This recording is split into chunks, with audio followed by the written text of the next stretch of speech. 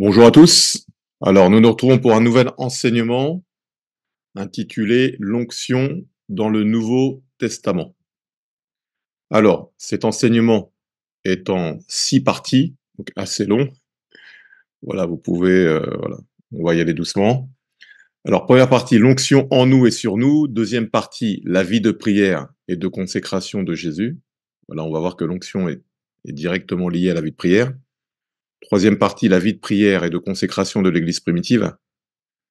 Quatrième partie, la vie de prière et de consécration de l'apôtre Paul. Cinquième prière, donc grandir dans l'onction, donc l'onction donc à l'intérieur de moi. Et sixième partie, activer la puissance de Dieu. Donc ça, c'est l'onction maintenant sur moi. Alors, on a pu voir dans l'enseignement précédent que l'onction a deux vertus. La première, donc, c'est l'onction, c'est la présence surnaturelle de Dieu. Et ensuite, l'onction, c'est la puissance surnaturelle de Dieu qui nous libère et nous rend aptes à servir Dieu et à libérer les autres à notre tour. Voilà.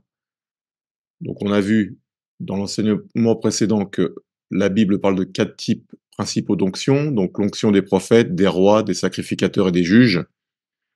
Alors que dans le Nouveau Testament, il y a donc l'onction dans le croyant de nouveau, voilà, qui correspond à son salut. Voilà, on le voit dans Éphésiens chapitre 1, versets 13 à 14. Voilà, vous aussi, vous avez été scellés du Saint-Esprit qui avait été promis, lequel est un gage de votre héritage pour le salut. Donc l'onction, donc la présence du Saint-Esprit à l'intérieur du croyant, c'est la preuve, c'est le sceau, le gage qu'il est sauvé. Voilà, non pas l'appartenance à une dénomination religieuse. Ensuite, l'onction sur le croyant né de nouveau, ça c'est pour le service. Cette onction vient lorsque le croyant est baptisé du Saint-Esprit. Acte 1, Acte chapitre 1, verset 8, voilà, restez à Jérusalem, vous recevrez une puissance survenant sur vous. Voilà. Ensuite, il y a l'onction dans l'Église, donc la présence de Dieu dans l'Église. Lorsque les croyants sont réunis entre eux, l'Éternel siège au milieu des louanges de son peuple. Là où deux ou trois sont réunis en mon nom, je suis au milieu d'eux. Voilà, donc on voit que lorsque les croyants sont réunis, la présence et la puissance de Dieu est là. Et enfin, il y a l'onction qui accompagne les ministères, et notamment les 5 ministères. Voilà, pasteur, apôtre, enseignant, évangéliste et prophète. Voilà, il y a aussi d'autres fonctions pour administrer, voilà, pour gouverner. Donc voilà. Alors, comment accroître l'onction dans sa vie? Alors, ce qui permet d'accroître l'onction, donc la puissance de Dieu, la consécration consiste à maintenir une étroite communion avec Dieu à travers 1. La prière, 2. La parole de Dieu, donc la méditation des Écritures, 3. L'adoration, donc être dans la présence de Dieu, et 4. L'intimité avec la personne du Saint-Esprit, c'est ce qu'on appelle le koinonia, c'est ce que Paul dit, voilà, que l'amour de Dieu, la communion du Saint-Esprit, ou la communication du Saint-Esprit, et la grâce de Dieu soit avec vous. Donc c'est la communion avec le Saint-Esprit qui permet de faire grandir l'onction. Alors on va voir maintenant l'onction en nous et sur nous. Alors l'onction sur nous, donc 1 Jean chapitre 2 verset 20, nous dit: pour vous, vous avez reçu l'onction de la part de celui qui est saint, et vous avez tous de la connaissance. Donc le Saint-Esprit, à l'intérieur du croyant, lui apporte la connaissance, notamment lorsque celui-ci lit la Bible, le Saint-Esprit lui donne la compréhension des Écritures. On le voit également dans 1 Jean chapitre 2 verset 27. Pour vous, l'onction que vous avez reçue de lui, donc de Jésus, demeure en vous.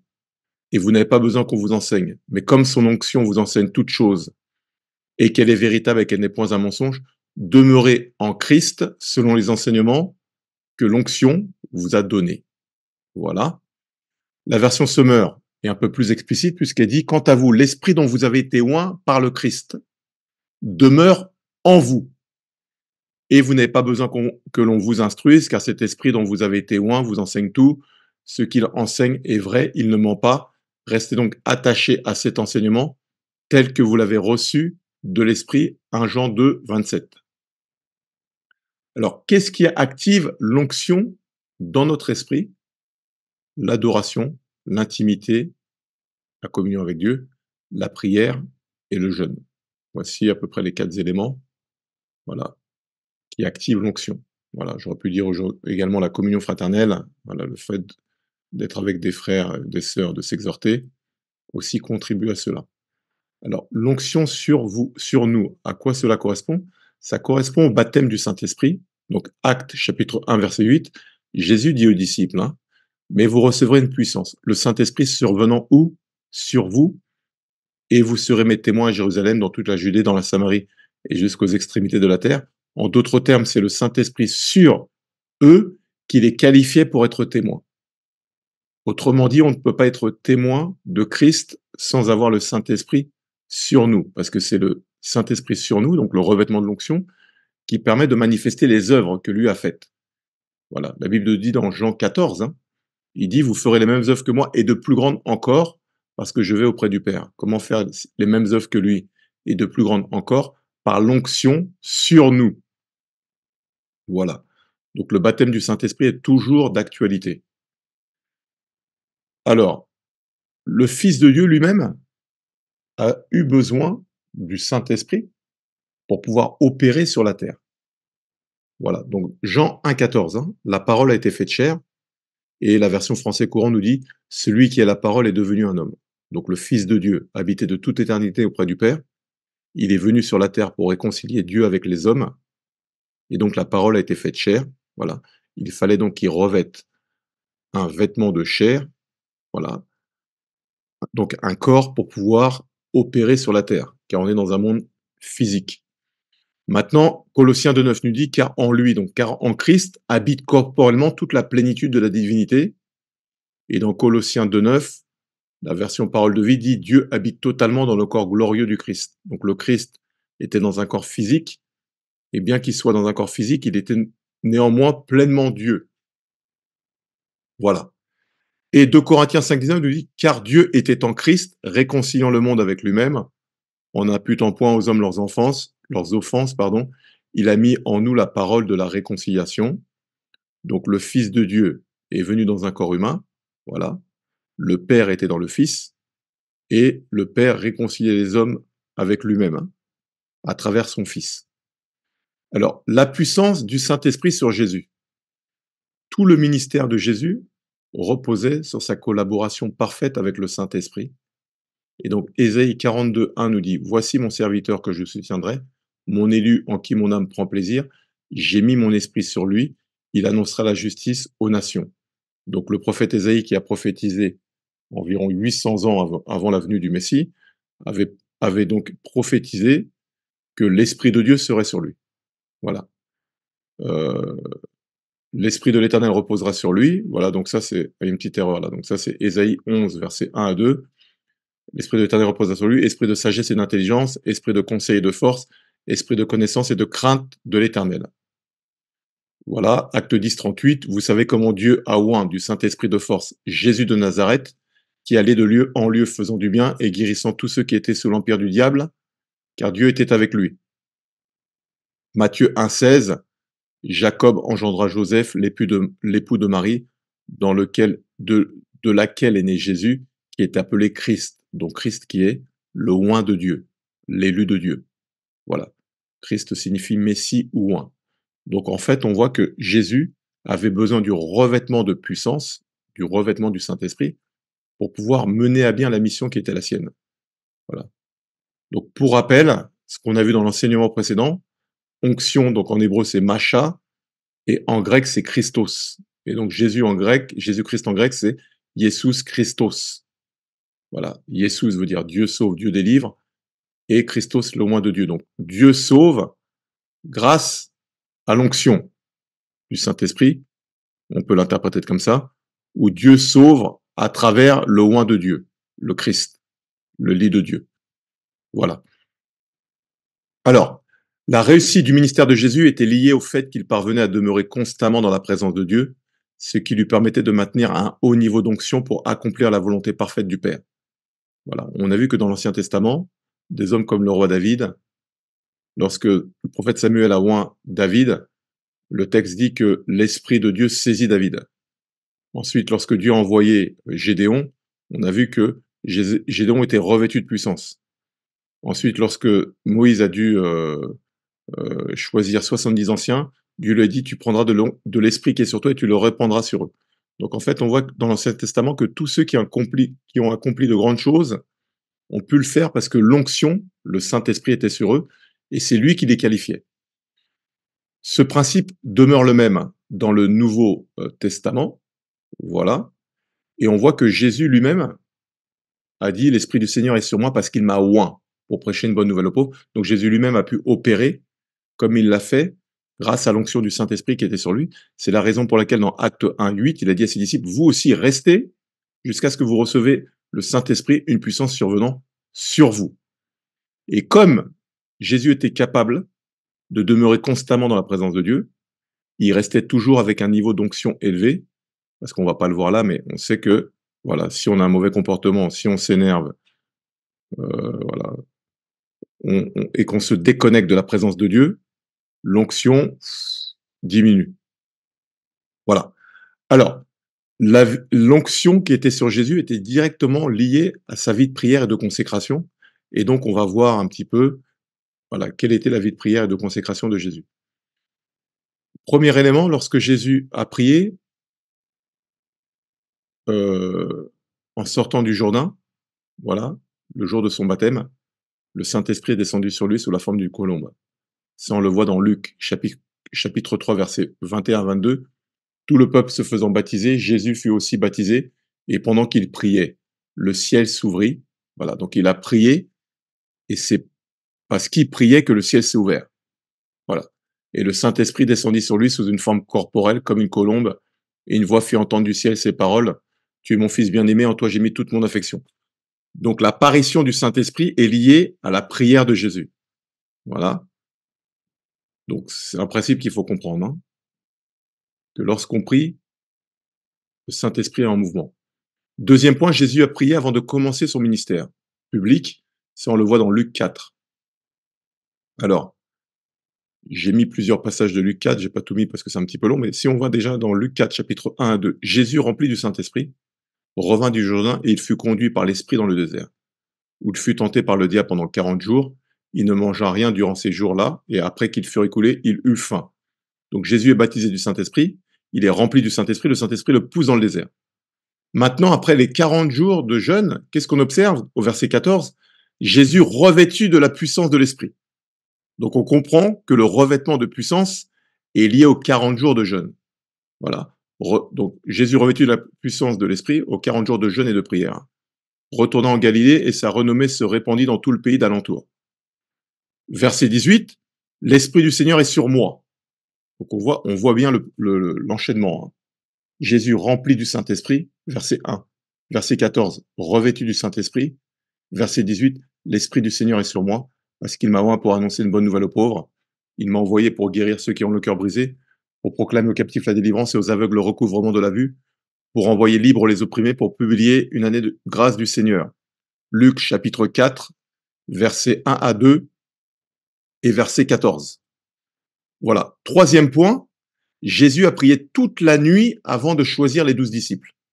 Ça, on le voit dans Luc, chapitre 6, versets 12 à 19. En ce temps-là, Jésus se rendit sur la montagne pour prier, et il passa toute la nuit à prier.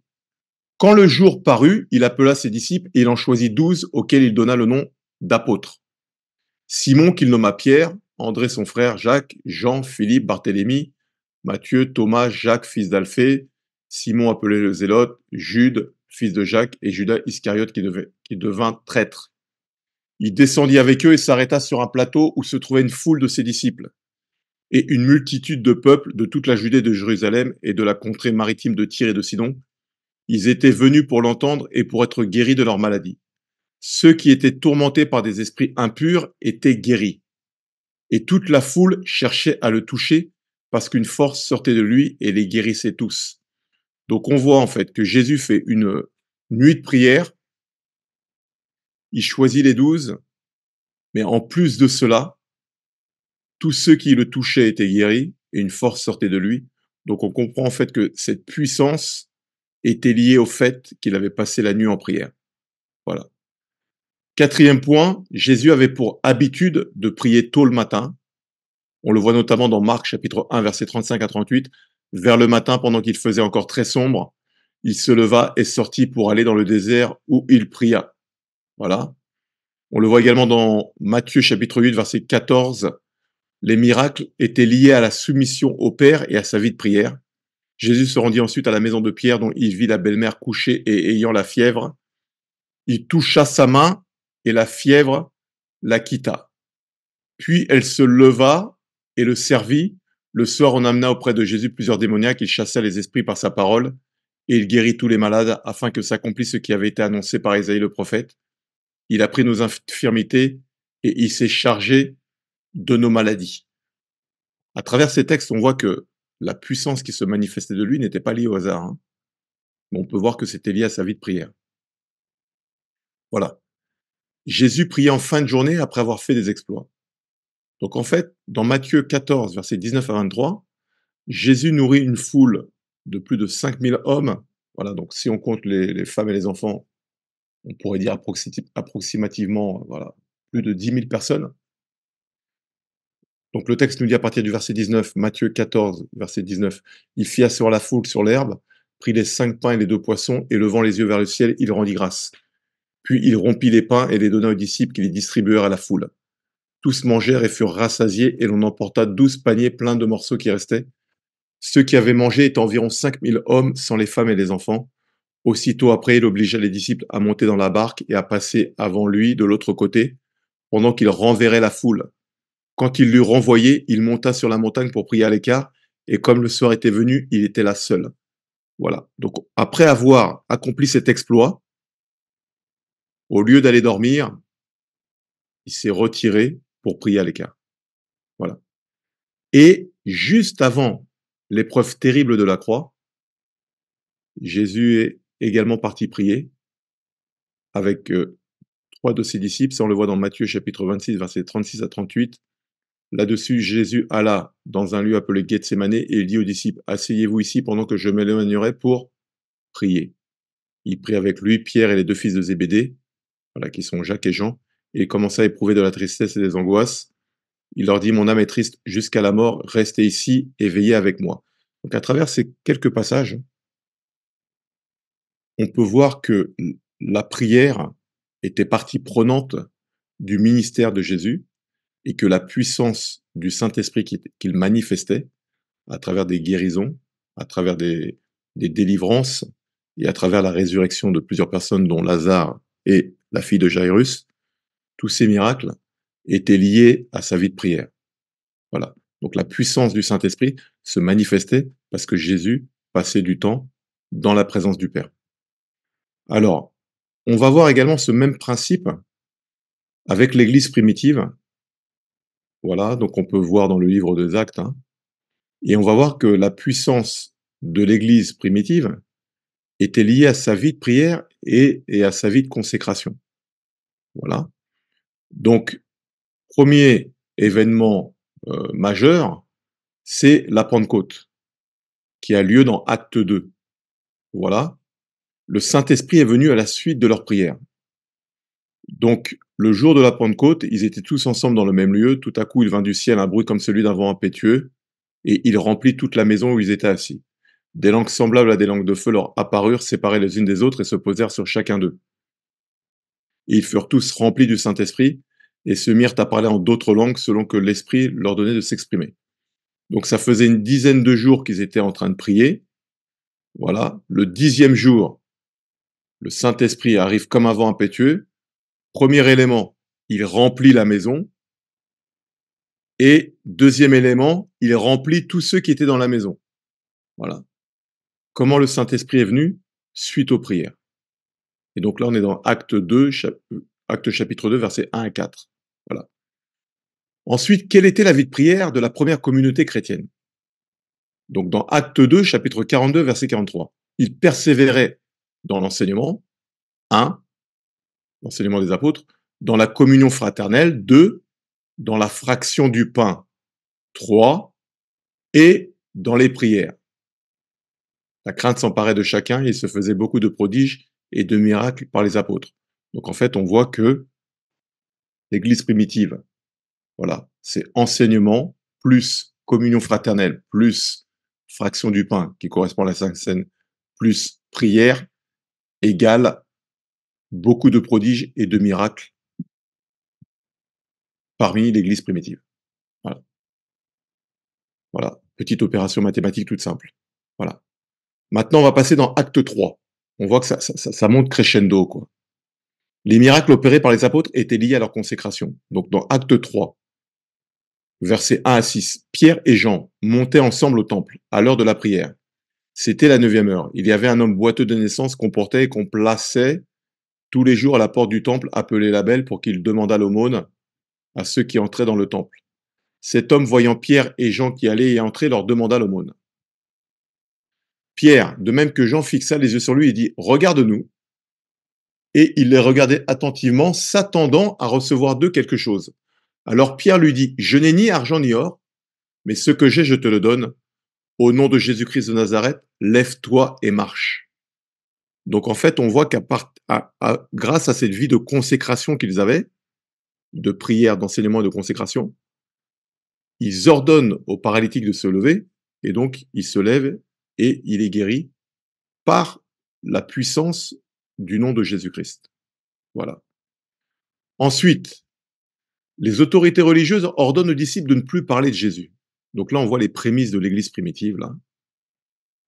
Et ils se réunissent, donc les disciples, dans un lieu, ils sont en prière, et le lieu dans lequel ils se trouvent tremble, et la puissance du Saint-Esprit redescend une nouvelle fois sur eux.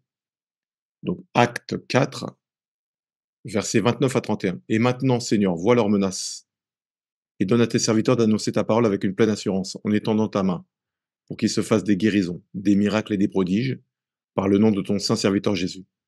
Quand ils eurent prié, le lieu où ils étaient assemblés trembla, ils furent tous remplis du Saint-Esprit, et ils annonçaient la parole de Dieu avec assurance. Qu'est-ce que nous montre ce texte? Il y a un seul baptême du Saint-Esprit. En revanche, on peut voir qu'il y a plusieurs remplissages du Saint-Esprit, et ce remplissage est directement lié à la vie de prière. Voilà. Et donc, comme ce sont des personnes qui priaient énormément, on voit que la puissance des apôtres augmente. Voilà. Puisque dans acte 2, donc il y avait beaucoup de miracles et de prodiges. Acte 3, ils arrivent au temple, Pierre, avec un autre disciple, et ils guérissent le paralytique.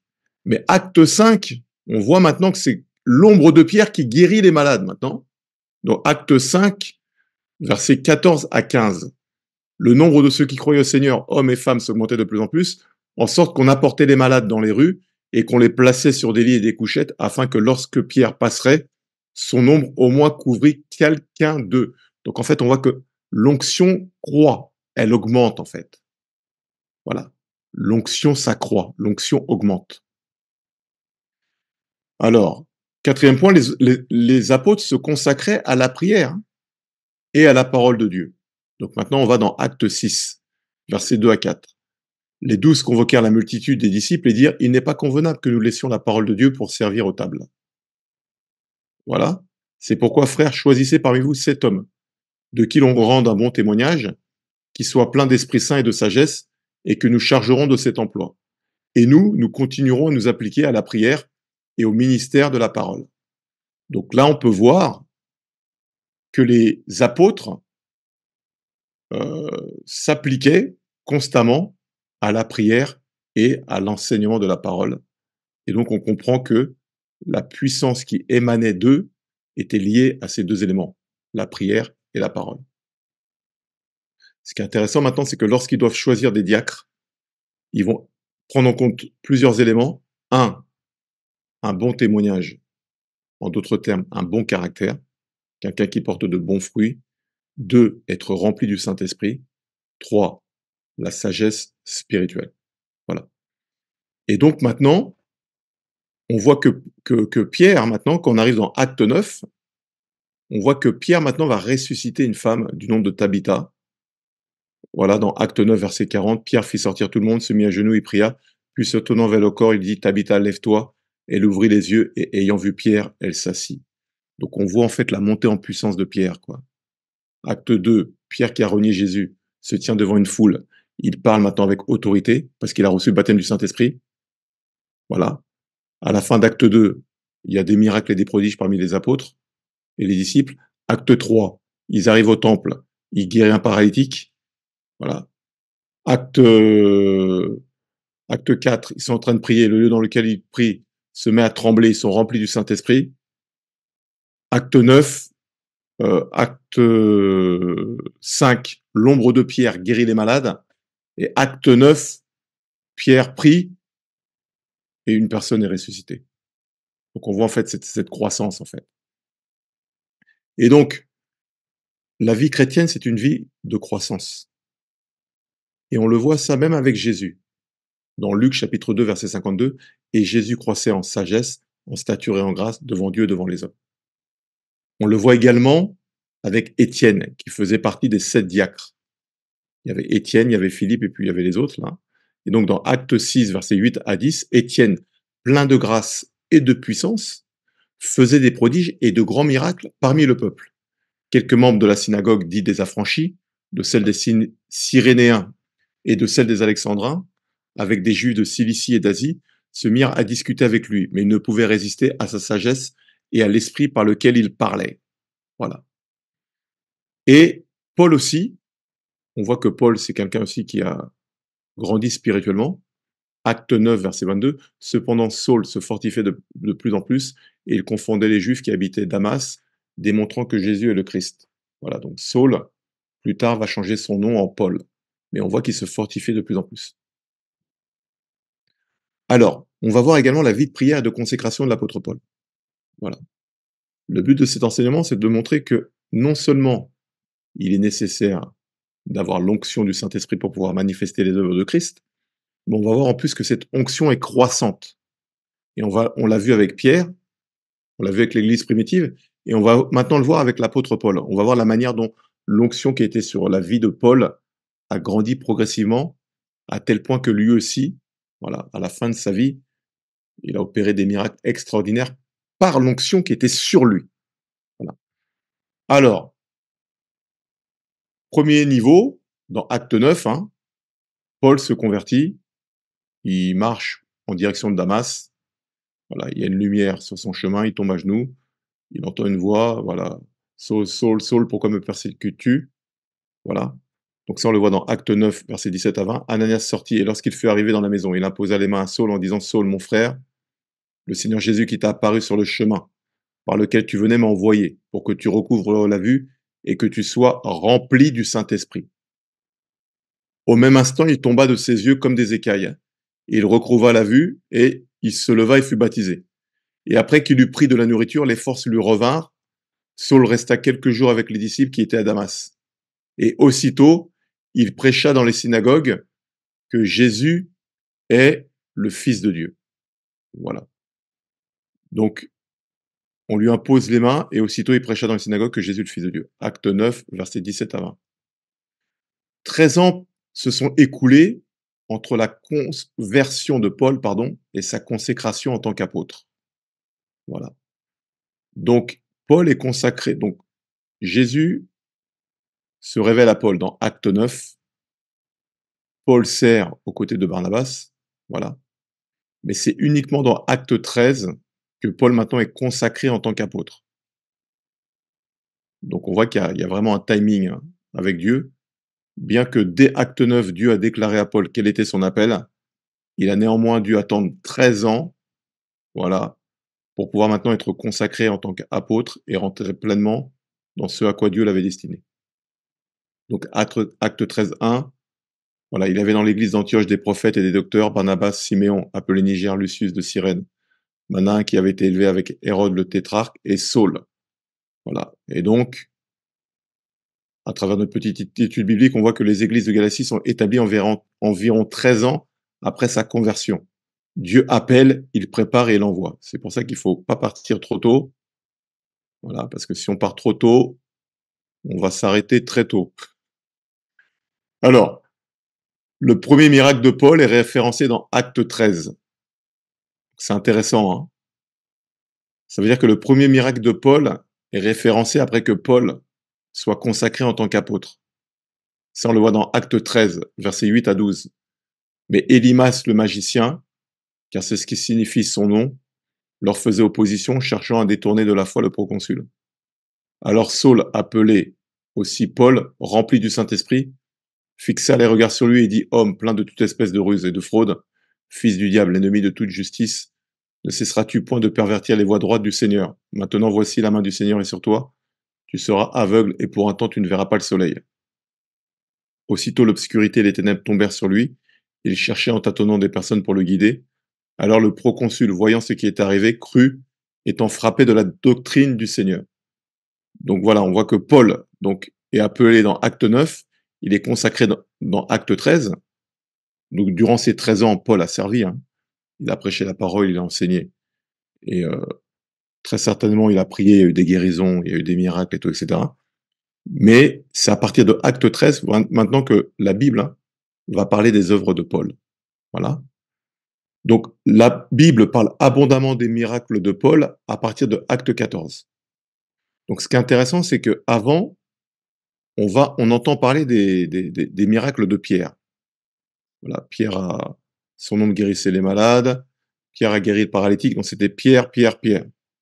Dès que Paul entre en scène, on n'entend plus parler de Pierre. Voilà. Donc Paul et Barnabas sont à Iconium, acte 14, verset 3. Ils restèrent cependant assez longtemps à Icône, parlant avec assurance, appuyés sur le Seigneur qui rendait témoignage à la parole de sa grâce et permettait qu'il se fît par leurs mains des prodiges et des miracles. Donc là, on est dans acte 14, verset 3. Maintenant, dans acte 14, versets 8 à 10, Paul et Barnabas sont à Lystre. À Lystre se tenait assis un homme impotent des pieds, boiteux de naissance et qui n'avait jamais marché. Il écoutait parler Paul, et Paul, fixant les regards sur lui et voyant qu'il avait la foi pour être guéri, dit d'une voix forte, lève-toi droit sur tes pieds, et il se leva d'un bond et marcha. Là, pareil, on commence à voir l'évolution, là. Voilà. Ensuite, Paul et Silas prient et leur prière provoque un tremblement de terre. Maintenant, on est dans Acte 16, versets 25 à 26. Vers le milieu de la nuit, Paul et Silas priaient et chantaient les louanges de Dieu, et les prisonniers entendaient. Tout à coup, il se fit un grand tremblement de terre, en sorte que les fondements de la prison furent ébranlés. Au même instant, toutes les portes s'ouvrirent et les liens de tous les prisonniers furent rompus. Voilà. Ensuite, à Éphèse, Dieu fait de grands miracles à travers Paul. Donc ça, c'est dans Acte 19, versets 11 à 12. Et Dieu faisait des miracles extraordinaires par les mains de Paul, au point qu'on appliquait sur les malades des linges ou des mouchoirs qui avaient touché son corps, et les maladies les quittaient et les esprits malins sortaient. Donc on voit la même évolution en fait à travers Paul. Voilà. C'est-à-dire que l'onction qui était sur la vie de Paul montait, montait, montait à travers sa vie de prière, sa vie de jeûne et de consécration. Donc 20 ans se sont écoulés entre la conversion de Paul et son ombre qui guérit les malades. Voilà, donc Paul s'est converti, on le voit dans Acte 9. Les théologiens estiment que c'est à peu près 36 après Jésus-Christ. Et lorsque Paul arrive à Éphèse, c'est son 3e voyage missionnaire. Voilà, la plupart des théologiens estiment voilà, qu'on est à peu près à 54 après Jésus-Christ. Voilà. Donc ça fait grosso modo une vingtaine d'années où, entre le moment où Paul se convertit et le moment où Paul marche et son ombre guérit les malades, ou lorsqu'on applique des vêtements sur son corps et qu'on les applique ensuite sur les malades sont guéris. Donc en fait, ces différents témoignages nous permettent de montrer que l'onction grandit en fait. Voilà. Donc c'est pas du premier coup, c'est vraiment la vie de consécration, la vie de prière. Alors, Paul avait développé une telle onction que l'onction qui était sur la vie de Paul opérait à l'échelle d'une nation. On va voir en effet que lorsque Paul est à Éphèse, il est arrivé, au départ il y avait 12 disciples, en l'espace de 2 ans, la parole de Dieu s'est répandue dans toute l'Asie. On estime que ça représentait à peu près entre 8 et 10 millions de personnes. Voilà. Et donc dans Acte 19, verset 20 dit, c'est ainsi que la parole de Dieu croissait avec puissance, avec force. Voilà. Et Paul a eu une telle influence sur la ville d'Éphèse qu'à cause de lui, ça suscitait une émeute parce qu'il y avait le temple de Diane, voilà, un temple qui faisait partie des 7 merveilles du monde, où des gens de partout dans le monde venaient adorer. À cause de lui, eh ben, leur business ne fonctionnait plus et ils se sont sentis menacés. Voilà, comme quoi un seul homme qui arrive dans une ville remplie du Saint-Esprit a pu mettre à mal toute une ville, qui représentait à l'époque à peu près 250 000 habitants. Voilà, donc l'émeute d'Éphèse, on la voit dans Acte 19, versets 24 à 29, un nommé Démétrius, orfèvre, fabriquait en argent des temples de Diane et procurait à ses ouvriers un gain considérable. Il les rassembla avec eux, voilà, avec ceux du même métier, et dit: Ô hommes, vous savez que notre bien-être dépend de cette industrie, et vous voyez et entendez que non seulement à Éphèse, mais dans presque toute l'Asie, ce Paul a persuadé et détourné une foule de gens en disant que les dieux faits de main d'homme ne sont pas des dieux. Le danger qui en résulte, ce n'est pas seulement que notre industrie ne tombe en discrédit, c'est encore que le temple de la grande déesse Diane ne soit tenu pour rien, et même que la majesté de celle qui est révérée dans toute l'Asie et dans le monde entier ne soit réduite à néant. Ces paroles les ayant remplis de colère, ils se mirent à crier: Grande est la Diane des Éphésiens, et toute la ville fut dans la confusion. Donc on voit que l'onction qui était sur la vie de Paul opérait à l'échelle d'une ville, à l'échelle d'une nation. Voilà. Et donc, tout cela n'était pas lié au hasard lorsqu'on étudie la vie de Paul en détail. Cela était directement lié à sa vie de consécration. En effet, dans 1 Corinthiens chapitre 14, verset 18, Paul nous révèle qu'il priait en langue plus que tout le monde. Il dit: Je rends grâce à Dieu de ce que je parle en langue plus que vous tous. Voilà. Et on sait que 1 Corinthiens 14,4 dit que celui qui prie en langue s'édifie lui-même. Voilà. Et donc le parler en langue permet d'activer l'onction sur la personne qui prie. Voilà. L'onction permettait également à Paul de recevoir des révélations de Dieu. Ça, on le voit dans Éphésiens chapitre 3, versets 3 à 4. C'est par révélation que j'ai connaissance du mystère sur lequel je viens d'écrire en peu de mots. En les lisant, vous pouvez vous représenter l'intelligence que j'ai du mystère de Christ. Voilà. Paul a été confronté à l'opposition et à de nombreuses épreuves. Hein. Ça, on le voit dans 2 Corinthiens chapitre 11, versets 23 à 31. Sont-ils ministres de Christ? Je parle en homme qui extravague. Je le suis plus encore. Par les travaux, bien plus. Par les coups, bien plus. Par les emprisonnements, bien plus. Souvent en danger de mort. 5 fois j'ai reçu des Juifs 40 coups moins 1. 3 fois j'ai été battu de verge. 1 fois j'ai été lapidé. 3 fois j'ai fait naufrage. J'ai passé 1 jour et 1 nuit dans l'abîme. Fréquemment en voyage, j'ai été en péril sur les fleuves, en péril de la part des brigands, en péril de la part de ceux de ma nation, en péril de la part des païens, en péril dans les villes, en péril dans les déserts, en péril sur la mer, en péril parmi les faux frères. Il est en péril, Paul. Hein. Verset 27. J'ai été dans le travail et dans la peine, exposé à de nombreuses veilles, à la faim et à la soif, à des jeûnes multipliés, au froid et à la nudité. Donc en fait, Paul parle de veiller, de prière, il parle de jeûne, voilà. Donc c'est quelqu'un qui a été consacré, quoi. Verset 28. Et sans parler d'autre chose, je suis assiégé chaque jour par les soucis que me donnent toutes les églises. Qui est faible, que je ne sois faible. Qui vient à tomber, que je ne brûle.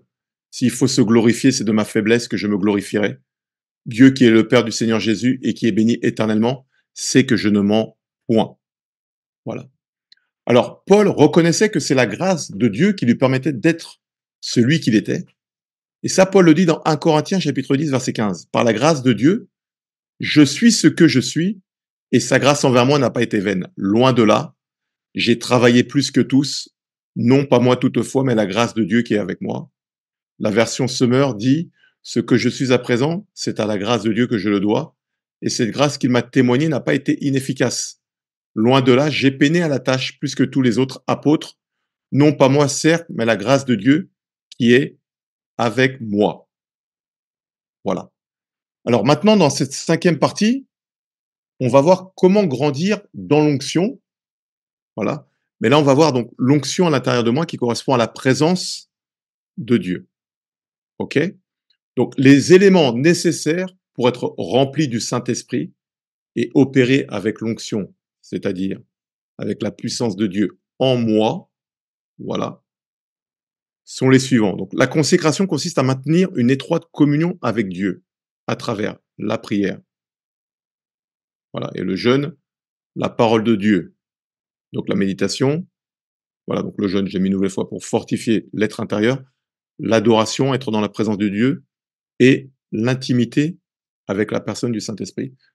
Voilà, donc ce sont ces éléments-là qui permettent d'être remplis du Saint-Esprit et de faire croître la présence de Dieu à l'intérieur de nous. Voilà. Et donc la vie de prière est déterminante pour développer et maintenir l'onction dans sa vie. Donc j'ai fait un petit schéma, hein, enfin un petit dessin là. Alors, lorsqu'une personne n'a pas de vie de prière et qu'elle n'a pas de communion avec Dieu, voilà, sa batterie est déchargée. Donc, batterie déchargée veut dire peu de résultats dans la prière, peu de puissance. Une vie de prière moyenne et de communion avec Dieu, voilà, batterie à moitié chargée. Et une vie de consécration, batterie pleine. Or, pour pouvoir manifester les œuvres de Christ, il faut que la batterie soit pleine. Et donc ça dépend de la vie de prière et de consécration de chacun. C'est la raison pour laquelle vous pourrez voir des gens qui vont opérer dans la puissance, tandis que d'autres vont être faibles. Vous allez voir des gens qui sont remplis du Saint-Esprit, tandis que d'autres sont vides. C'est directement lié à la prière, l'enseignement, la méditation, l'adoration et la communion avec le Saint-Esprit. Alors, la prière nous remplit de la puissance du Saint-Esprit, et ça on le voit dans 2 Chroniques chapitre 7 verset 1. Voilà. Lorsque Salomon vient consacrer le temple, le texte nous dit que lorsque Salomon eut achevé de prier, le feu descendit du ciel et consuma l'holocauste et les sacrifices, et la gloire de l'Éternel remplit la maison. Donc il y a un certain type de prière qui permettent au feu de Dieu de descendre, quoi. Voilà. Et on sait également que un exemple de consécration, c'est que Jésus était à la fois rempli et revêtu de la puissance du Saint-Esprit. On l'a vu précédemment dans Actes chapitre 4 verset 1, c'est Jésus rempli du Saint-Esprit. Et dans Actes chapitre 4 verset 14, c'est Jésus revêtu de la puissance de l'Esprit. Donc Jésus était rempli à l'intérieur, revêtu de la puissance à l'extérieur. Voilà. Donc ça, c'est important de comprendre. Et le feu du Saint-Esprit est efficace pour faire sortir les mauvais esprits. Donc vous pouvez avoir des gens qui ont donné leur vie à Christ à cause de choses qu'ils ont pu faire par le passé. Il y a des esprits impurs qui sont en eux. Si ce sont des chrétiens qui sont tièdes, voilà, si la batterie est faible et qu'il n'y a pas de communion, les esprits vont rester bien chaudement, voilà, et ils vont continuer leur petit travail. En revanche, les esprits impurs détestent le feu, ce qui signifie que plus une personne, voilà, par sa vie de prière, de consécration, de jeûne, plus elle se consacre véritablement, plus le feu en elle grandit, et plus le feu en elle grandit, plus les esprits se manifestent et sont obligés de partir. Et pour illustrer mes propos, je vais prendre le passage de Acte 28, versets 1 à 3. Donc c'est Paul qui doit se rendre en Italie, à Rome, et qui fait naufrage sur l'île de Malte. Voilà. Et donc le texte nous dit, après nous être sauvés, nous reconnûmes que l'île s'appelait Malte. Les barbares nous témoignèrent une bienveillance peu commune. Ils nous recueillirent tous auprès d'un grand feu qu'ils avaient allumé parce que la pluie tombait et qu'il faisait grand froid. Paul, ayant ramassé un tas de broussailles et ayant mis au feu une vipère, en sortit par l'effet de la chaleur et s'attacha à sa main. Donc en fait, la vipère était dans le tas de broussailles, mais c'est à cause du feu qu'elle est sortie. Voilà. Donc, le feu est déterminant pour manifester la puissance de Dieu et chasser les mauvais esprits. Voilà, le feu du Saint-Esprit, hein. Voilà, pas le feu. Voilà. Alors, la parole de Dieu, là, donc j'ai trouvé quelque chose qui est pas mal, que j'ai utilisé pour illustrer. On a vu dans l'enseignement précédent que l'huile, voilà, c'est une image, c'est un symbole de l'onction du Saint-Esprit. Et donc, le fait de méditer la parole permet d'extraire la révélation. Donc, méditer, c'est lorsqu'on prend un passage, on le repasse, voilà, dans son esprit et que le Saint-Esprit maintenant apporte la révélation.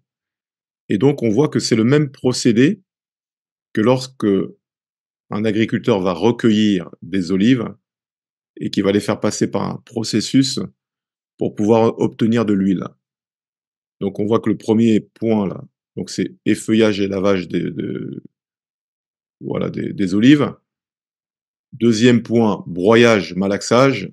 Troisième, extraction, on va séparer la pulpe d'olive, broyer l'eau et l'olive par une extraction à froid. Quatrième point, la séparation, voilà, par la pression. Cinquième point, stockage. Sixième point, embouteillage. On met l'huile dans les bouteilles. Et donc c'est la même chose en fait, c'est qu'on lit la parole. Voilà, lorsqu'on lit la parole, tac, premier point, broyage, on décortique les versets. Extraction, on sort des éléments par le Saint-Esprit qui nous parlent. Voilà. Ensuite, stockage, ça vient se stocker dans notre esprit. Et le stockage de la parole vient produire en nous la puissance. Parce que la parole de Dieu, c'est la puissance de Dieu. Et parce que le Saint-Esprit agit qu'en lien avec la parole. Donc lorsque la parole elle est stockée en nous, lorsqu'elle a été méditée, elle est stockée. Et lorsque maintenant on prie en déclarant la parole, le Saint-Esprit qui entend la parole peut se mettre en mouvement parce qu'il reconnaît que c'est la parole de Christ. Voilà. Alors, troisième point, l'adoration attire la présence de Dieu. Voilà, ça on le voit également dans 2 Chroniques, chapitre 5, versets 13 à 14. Donc c'est lorsque Salomon consacre le temple, le texte dit que lorsque ceux qui sonnaient des trompettes et ceux qui chantaient, s'unissant d'un même accord pour célébrer, pour louer l'Éternel, firent retentir les trompettes, les cymbales et les autres instruments et célébrèrent l'Éternel par ses paroles, car il est bon, car sa miséricorde durera toujours. En ce moment, la maison de l'Éternel fut remplie d'une nuée. Les sacrificateurs ne purent pas y rester pour faire le service à cause de la nuée, car la gloire de l'Éternel remplissait la maison de Dieu. Donc là, qu'est-ce qu'on peut voir là? On peut voir qu'alors que le peuple, les sacrificateurs chantent, et premier élément, la maison de l'Éternel est remplie, et la gloire de l'Éternel remplit la maison de Dieu. Donc lorsqu'une personne est dans l'adoration, qu'elle adore Dieu, la présence de Dieu remplit et la sature en fait. Et c'est également l'intimité maintenant avec la personne du Saint-Esprit. 2 Corinthiens chapitre 5, versets 13 à 14, voilà, une petite erreur là, que je vais corriger, que la grâce du Seigneur Jésus-Christ, l'amour de Dieu, la communion du Saint-Esprit soit avec vous tous. Alors, maintenant qu'on a vu tout ça, comment activer la puissance de Dieu sur moi? Voilà, c'est ce qui nous intéresse. Voilà. Donc les éléments nécessaires au fonctionnement de l'onction, voilà, pour déclencher la puissance de Dieu sur moi. Donc on a vu que pour déclencher la puissance de Dieu en moi, on a vu que c'était donc la prière, voilà, le jeûne, l'étude, la méditation de la parole et l'adoration et la communion avec le Saint-Esprit. Donc ça, c'est la puissance et la présence de Dieu en moi. Et donc ça, c'est pour mon salut personnel. Maintenant, pour déclencher la puissance de Dieu sur moi, donc ça, c'est pour le service, c'est pour rendre visible la puissance de Dieu, voilà. C'est pour manifester les œuvres de Christ, les guérisons, les prodiges, les délivrances, etc.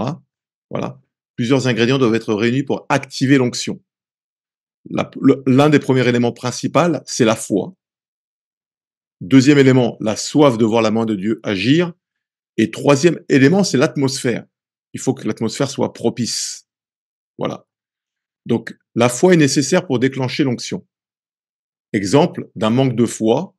Donc, c'est lorsque Jésus se trouve parmi des gens qui l'ont vu grandir.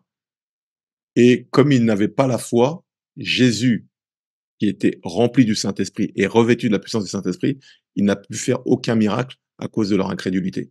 Si on le voit dans Matthieu chapitre 13, versets 53-58. Lorsque Jésus a achevé ses paroles, il est parti de là. S'étant rendu dans sa patrie, il enseignait dans la synagogue, de sorte que ceux qui l'entendirent étaient étonnés et disaient: d'où lui viennent cette sagesse et ces miracles? N'est-ce pas le fils du charpentier? N'est-ce pas Marie qui est sa mère? Jacques, Joseph, Simon et Jude ne sont-ils pas ses frères? Et ses sœurs ne sont-elles pas toutes parmi nous? D'où lui viennent donc toutes ces choses? Il était pour eux une occasion de chute. Mais Jésus leur dit: un prophète n'est méprisé que dans sa patrie et dans sa maison. Et il ne fit pas beaucoup de miracles dans ce lieu à cause de leur incrédulité. Donc là, on a l'exemple d'un manque de foi. Voilà. Maintenant, on va avoir l'exemple de personnes qui ont la foi. Voilà, parce que c'est la foi qui déclenche le miracle et qui active l'onction. Et donc, on voit dans Marc, chapitre 1, versets 1 à 12, voilà, Jésus qui guérit un homme paralysé. Et donc, le texte dit, quelques jours après, Jésus revint à Capernaum. On apprit qu'il était à la maison et un si grand nombre de personnes se rassemblèrent qu'il n'y avait plus de place, pas même devant la porte. Il leur annonçait la parole. On vint lui amener un paralysé porté par 4 hommes. Comme ils ne pouvaient pas l'aborder à cause de la foule, ils découvrirent le toit au-dessus de l'endroit où il se tenait et descendirent par cette ouverture le brancard sur lequel le paralysé était couché. Jésus, voyant leur foi, voilà, dit au paralysé, mon enfant, tes péchés te sont pardonnés. Il y avait là quelques spécialistes de la loi qui étaient assis et qui se disaient en eux-mêmes, pourquoi cet homme parle-t-il ainsi? Il blasphème. Qui peut pardonner les péchés si ce n'est Dieu seul? Jésus sut aussitôt dans son esprit qu'ils raisonnaient ainsi en eux-mêmes, et il leur dit, pourquoi raisonnez-vous ainsi dans vos cœurs? Qu'est-ce qui est le plus facile à dire au paralysé? Tes péchés sont pardonnés, ou lève-toi, prends ton brancard et marche, afin que vous sachiez que le Fils de l'homme a sur la terre le pouvoir de pardonner les péchés. Je te l'ordonne, dit-il au paralysé, lève-toi, prends ton brancard et retourne chez toi. Aussitôt, il se leva, prit son brancard et sortit devant tout le monde, de sorte qu'ils étaient tous très étonnés et célébraient la gloire de Dieu en disant, nous n'avons jamais rien vu de pareil. Marc, chapitre 1, versets 1 à 12. Voilà. Ensuite, c'est la soif qui permet à l'onction, à la puissance de Dieu de se manifester. Et ça, on le voit avec la femme à la perte de sang, voilà, qui vient provoquer la puissance de Dieu, voilà, dans Marc chapitre 5, versets 25 à 30. Or, il y avait une femme atteinte d'une perte de sang depuis 12 ans. Elle avait beaucoup souffert entre les mains de plusieurs médecins.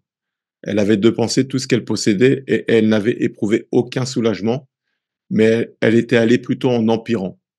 Ayant entendu parler de Jésus, elle vint dans la foule par derrière et toucha son vêtement, car elle disait, si je puis seulement toucher ses vêtements, je serai guérie. Au même instant, la perte de sang s'arrêta et elle sentit dans son corps qu'elle était guérie de son mal. Jésus connut aussitôt en lui-même qu'une force était sortie de lui et se retournant au milieu de la foule, il dit, qui a touché mes vêtements? Donc là, on a l'exemple de quelqu'un qui s'attend à Dieu. Lorsque quelqu'un s'attend à Dieu, cela active l'onction sur la personne qui doit prier pour la personne qui est dans le besoin. Voilà, la soif de Dieu active l'onction. Voilà. L'atmosphère aussi doit être propice pour déclencher le miraculeux. Et ça, on le voit dans Actes, chapitre 16, versets 25 à 26, où c'est Paul et Silas qui sont emprisonnés, et donc ils se mettent à chanter, en fait. Et donc leurs chants ont provoqué le miraculeux. Vers le milieu de la nuit, Paul et Silas priaient et chantaient les louanges de Dieu, et les prisonniers les entendaient. Tout à coup, il se fit un grand tremblement de terre, en sorte que les fondements de la prison furent ébranlés. Au même instant, toutes les portes s'ouvrirent, et les liens de tous les prisonniers furent rompus. Acte 16, versets 25 à 26. Alors, conseil, hein, voilà. Il est préférable de chercher le cœur de Dieu, donc la présence de Dieu, avant la puissance de Dieu. Voilà. Parce que beaucoup veulent prier et jeûner uniquement pour avoir la puissance. Donc, ils veulent la manifestation de la puissance avant d'avoir le cœur de Dieu. Or, quelqu'un qui cherche le cœur de Dieu, qui passe du temps dans sa présence, sera naturellement revêtu de la puissance, car la puissance se trouve dans la présence. Voilà. Et il faut donc faire attention, parce que la puissance de Dieu peut continuer à fonctionner alors que l'on s'est éloigné de Dieu. Pourquoi? Parce que Romains 11, 29 nous dit, car Dieu ne se repent pas de ses dons et de son appel. Voilà. Et Jésus prévient lui-même, hein, dans Matthieu chapitre 7, versets 21 à 23, ceux qui me disent Seigneur, Seigneur, n'entreront pas tous dans le royaume des cieux, mais celui-là seul qui fait la volonté de mon Père qui est dans les cieux.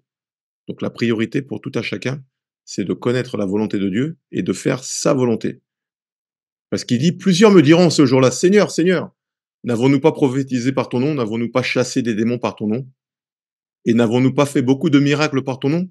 Alors je leur dirai ouvertement, je ne vous ai jamais connu, retirez-vous de moi, vous qui commettez l'iniquité. Voilà. Donc à travers ce petit schéma-là, ce que j'ai essayé de montrer, C'est que la puissance de Dieu peut fonctionner bien que l'on ne soit plus en communion avec Dieu. Voilà. Donc on voit à gauche là, si j'ai une communion personnelle avec Dieu, si je me tiens dans la présence de Dieu, donc j'ai l'onction de Dieu qui est en moi, et c'est donc l'onction de Dieu qui est en moi va également participer à fortifier, à accroître l'onction de Dieu sur moi. Voilà. Maintenant, cette onction de Dieu sur moi va être activée, voilà, par la foi, par la soif et par l'atmosphère. Voilà. Maintenant, à l'inverse, si on regarde à droite, on peut avoir donc une personne qui n'a plus aucune communion avec Dieu. OK? C'est la raison pour laquelle j'ai barré là.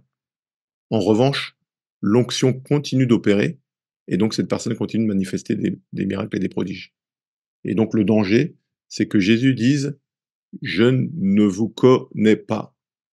Donc la priorité, c'est de chercher avant tout le cœur de Dieu.